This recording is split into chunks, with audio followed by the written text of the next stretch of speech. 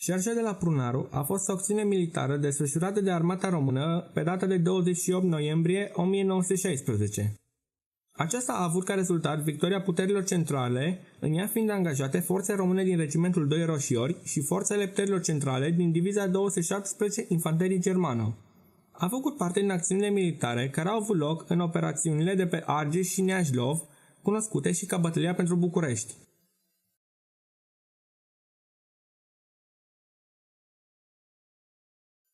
În ziua de 24 noiembrie 1916, forțele puterilor centrale, aflate sub comanda generalului Robert Kős, au început să treacă Dunărea pe portul de vase instalat în sectorul Jiviștov-Zimnicea. Până în dimineața zilei de 25 noiembrie, trecuse pe malul românesc infanteria Diviziei 217 germană și a Diviziei 1 Infanterie bulgară, precum și Divizia combinată de cavalerie germano-bulgară. Artileria acestor divizii, precum și celelalte unități, au trecut în cursul zilei de 25 noiembrie.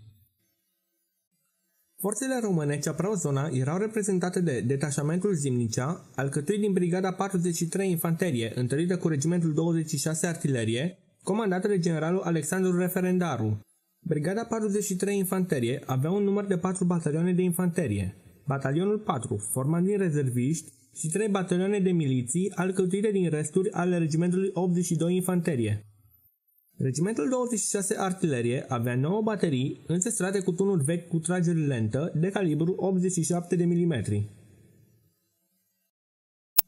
În zilele de 26 și 27 noiembrie, forțele principale ale grupului Kős, Divizia 217 Infanterie Germană, Divizia 26 Infanterie Turcă și Divizia Combinată de Cavalerie Germano-Bulgară au înaintat pe direcția generală Zimnicea, Drăgănești, Vlașca, București, în timp ce gruparea secundară a înaintat pe direcția Zimnicea-Giurgiu, pe care l-a ocupat în seara aceleași zile.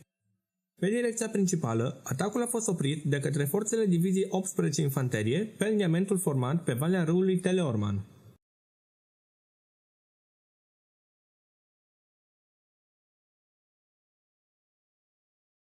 Cu scopul de a întoarce apărarea diviziei, un batalion de vânători din avangarda Diviziei 217 germane a ocupat în după-amiaza zilei de 27 noiembrie satul Prunaru.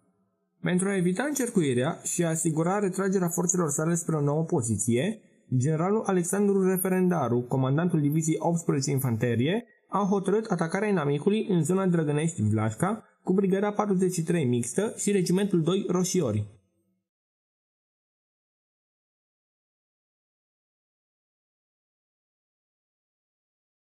În dimineața zilei de 28 octombrie s-au dat lupte deosebit de crâncene la marginea satului Prunaru între avangarda brigăzii 43 mixte și germanii. Profitând de lăsarea ceții, inamicul a inițiat o manevră de învăluire a brigăzii 43. În acest moment, generalul Referendaru a cerut regimentului 2 Roșiori să intre în luptă. Astfel a luat naștere celebra șarjă de la Prunaru.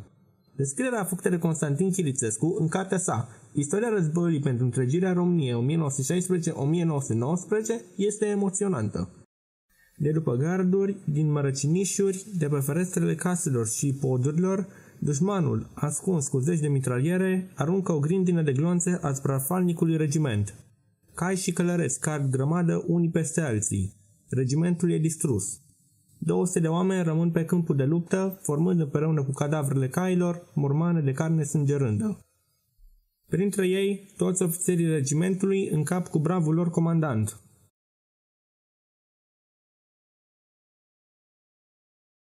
Deși regimentul 2 Roșiori a pierit aproape în totalitate, lăsând pe câmpul de luptă 216 camarați căzuți, morți sau răniți, grație eroicii șarjii de la Prunaru, Divizia 18 Infanterie s-a putut regrupa pe liniamentul Letca Veche-Jilava, contribuind din plin la operațiunile de apărare a Bucureștiului. Paradoxal, colonelul Naumescu Gheorghe, comandantul regimentului, care a condus în fruntea trupei sale atacul, deși era bolnav, avea pneumonie și o rană de operație ce nu se mai închidea de ceva vreme, n-a murit în timpul atacului, ci a fost luat prizonier și internat în Bulgaria, unde a murit în luna iulie 1917. Locotenent colonel Pop M. Ilianu a preluat comanda regimentului pe care l-a condus cu destornicie până în 1919, participând la bătălia de la Mărășești și campaniile pentru a apăra unirea din Basarabia și Ungaria. Unii din eroii de la Prunaru au scăpat cu zile, devenind legende vii.